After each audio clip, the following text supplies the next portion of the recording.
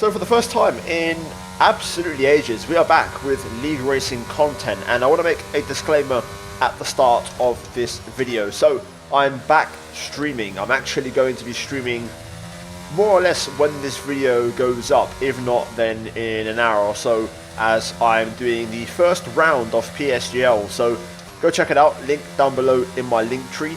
Also go check out my Discord, guys. I put a plug out on the community post. I want to try and get you guys involved over there. And yeah, we're close to 1,000 members, so if you want to join the Discord, check it out, link down below along with the Twitch. And yeah, I'm going to be streaming hopefully every Thursday, my league racing, and WOR on Sundays. I believe this one is an off week, but next Sunday I'll be racing. So yeah, also going to try and stream more often and do some other content like F1 Manager. So check it out, links down below.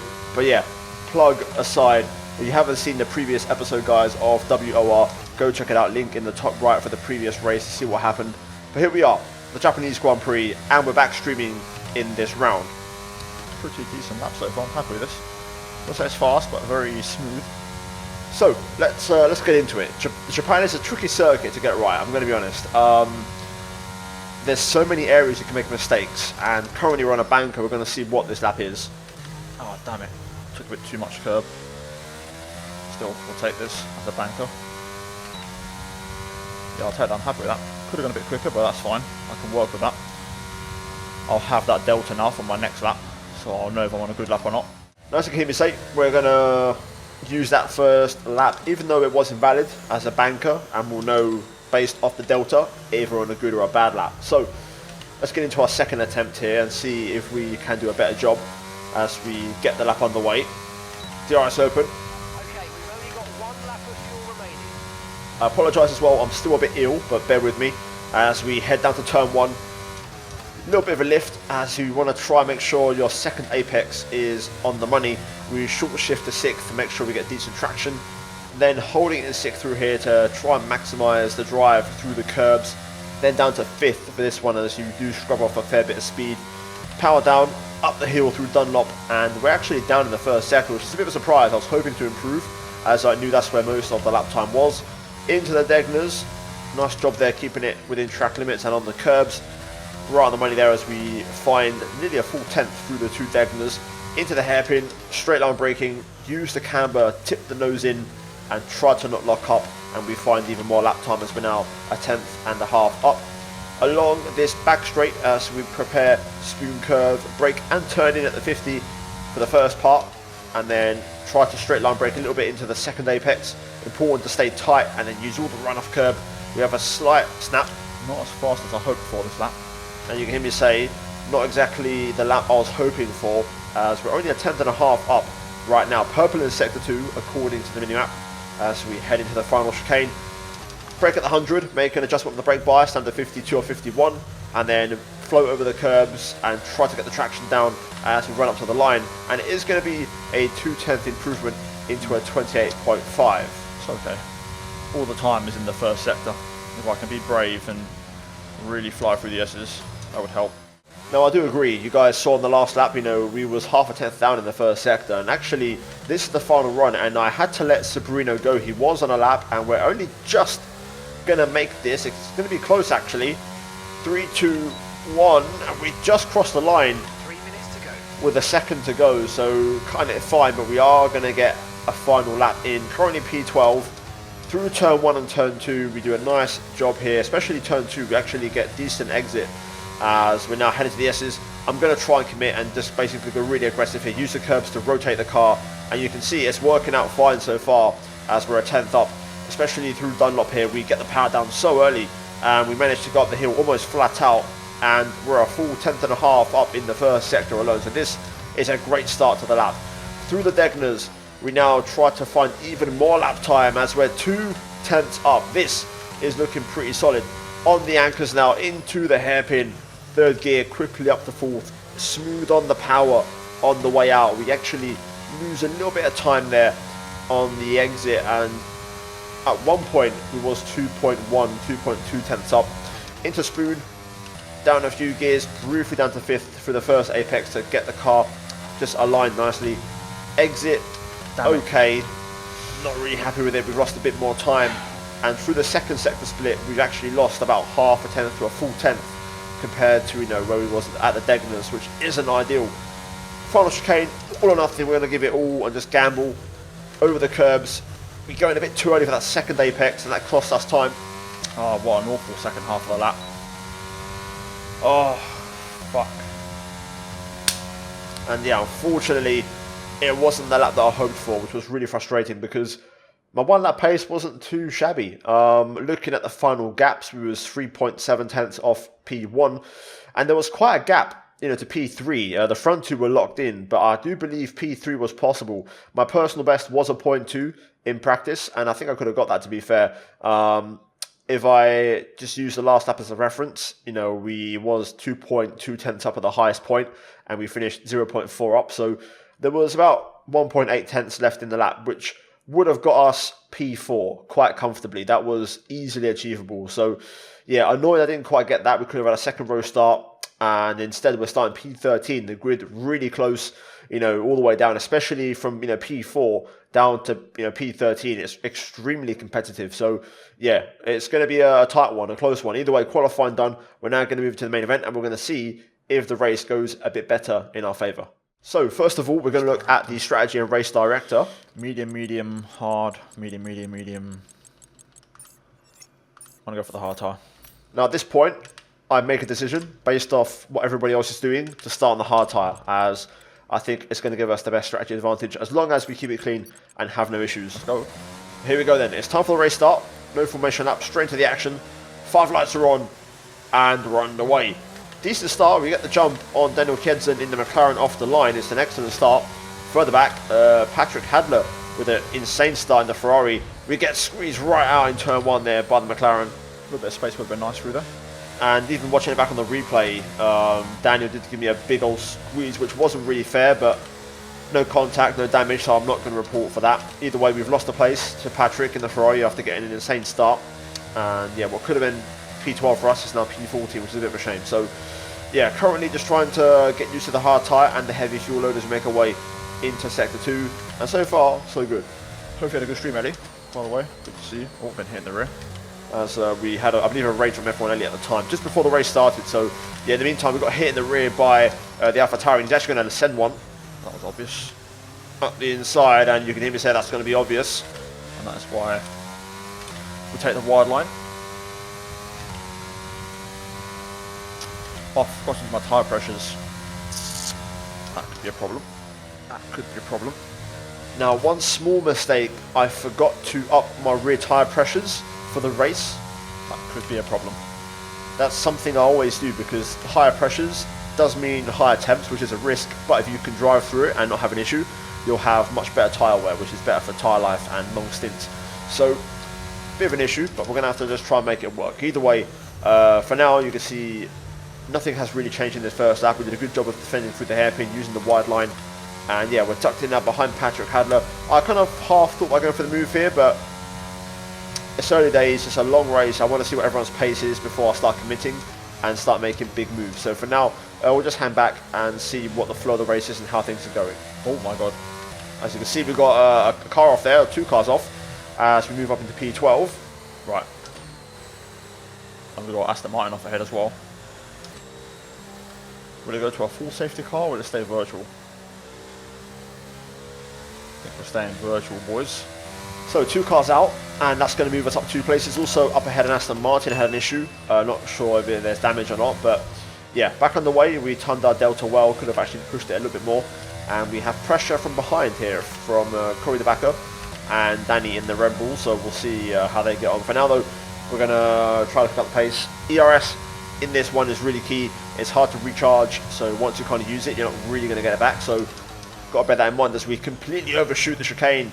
I locked the rears on 51 bias, which wasn't ideal. I should have used 52 in hindsight. And now we're under pressure here from the McLaren as we head onto the pit straight.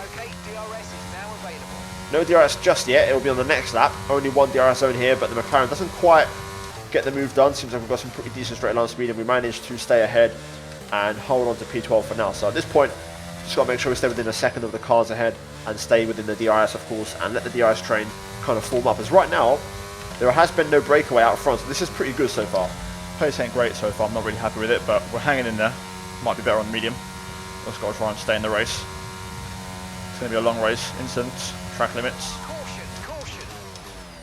Speaking of which. Did I get a warning there? Be aware there's an incident in the next part of the track. No overtaking through the yellow flags. Okay, no warning. Not sure what the yellow flag's for either. Okay, we've got a slow car ahead. Oh god. My god. Why did I hit at the worst time? Okay, clear. Wonder what the hell the yellow flag was for. Quite a lot happened in that little phase, but long story short, we're still in the DRS train. Things are looking pretty healthy. I thought I may have cut the final chicane, but we didn't get a warning. And then that Alpine, who was under AI, aka someone paused their game, got on the racing line at the worst possible time. Somehow we managed to just avoid it and keep our car facing in the right direction. So we keep going. Still P12 in this race. The rear tyres are actually okay so far. Managed to keep them the same as the front tyres in terms of wear. So Bruno gone. He's one of the medium runners, which is good. Would have preferred one of the hard tyre runners, but still, beggars can't be choosers. And as you just saw, Sergio Sabrino backwards at the hairpin. Oh. Okay, slow down, slow down. Your delta's negative, which means you're going too fast. Reduce your Safety pace. car? Safety car. Interesting. Shall I pit? I might just pit. I've got two sets of mediums. Now this is where things got off track. Understood. Stopping this lap. I'm going to go ahead and pit for a set of mediums, as we have a couple of extra sets with the tyre allocation. This was a mistake in hindsight. I thought I could have gone for a different strategy and had better tyres to fight back through the field, but This is when I wish I'd done my tyre pressures. this isn't going to work, as nobody pit, which was quite surprising. Surprisingly, no one's really pitting. I'm going to two-stop this, so I'm going to go on to another set of mediums probably. I'm just going to push. Like, I know I've got tyres to burn. I don't have softs, but I've got another set of mediums. That's the beauty of the balanced tyre allocation, so I can pit again. I may as well take a faster set of tyres. I want to leave the option open that I may be able to go to the end. So at this point, as the race gets back underway, the plan is to two-stop, but if tyre wear allows for it, to try and go to the end. It's going to be very, very close and hard to make work, especially because I forgot my tyre pressures, but we'll see what happens. Green flag though, back underway in the race, still P12, so we only lost one place, so it was a pit stop worth taking in many ways. We didn't lose on track position that badly, and nobody else really pit, so Green flag. it wouldn't have been a massive gain. It would have been like 1 or 2 places max. But my hope was, that we'd all be quite quick on a fresh medium. But it wasn't really the case. The DRS train, it was just too powerful, around here. It's really hard to break it, especially with just one DRS zone. We've got Tony Richet behind, looking for a move in the final chicane. We managed to defend quite well and left it gets overtaken by Daniel Kedzen, as left it on the fresh set of hard tyres. Looking good for a race win, as he hasn't got to stop again. Here comes Tony in the AlphaTauri. Don't have DRS for some reason. And I don't have DRS, which is quite surprising. I'd missed out just at the detection point, which was a surprise. Out of turn 1 though, Tony goes by. No, damn it. Oh, I give up. Just no regret. Come on, let's get back on it. I don't know why I didn't get DRS there. That was a bit of a surprise. I thought I would have had DRS. I won't, never mind. Welcome back to streaming Tom. Oh god. Alright, let's take it easy. No, we do need a safety car. I was starting to think I should have maybe not pit.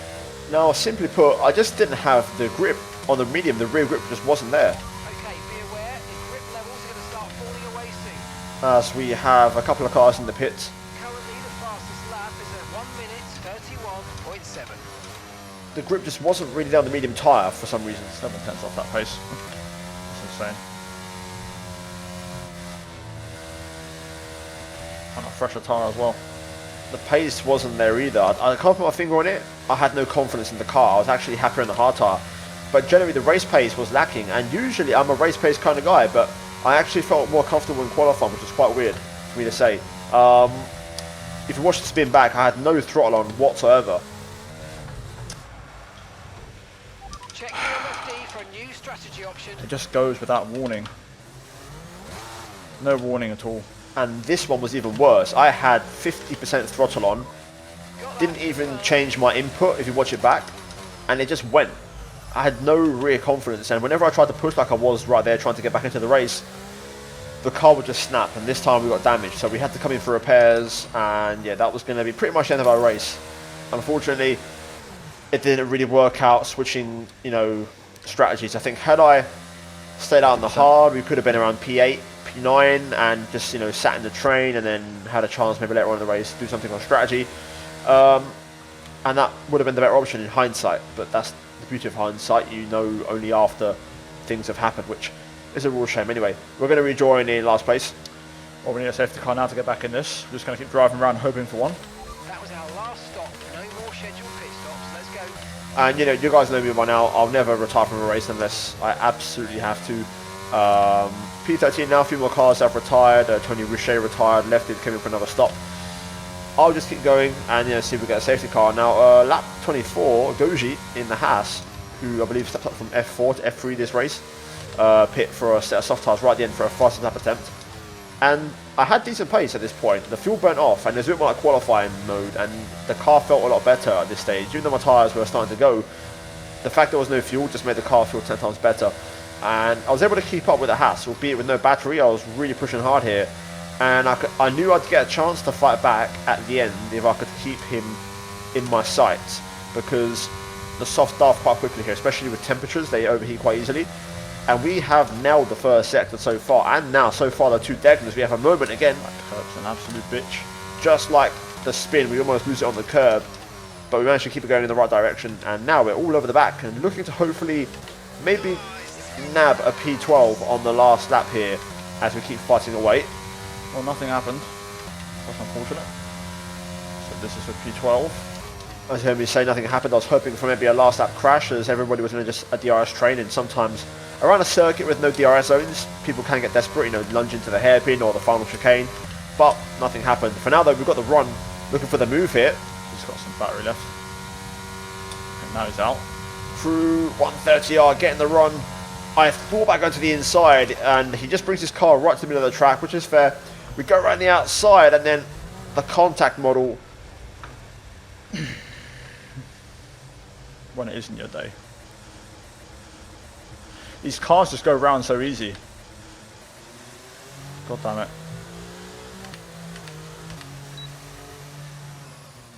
But no, you'd have to wait for me there. He was ahead of me. Oh well, I'll take it.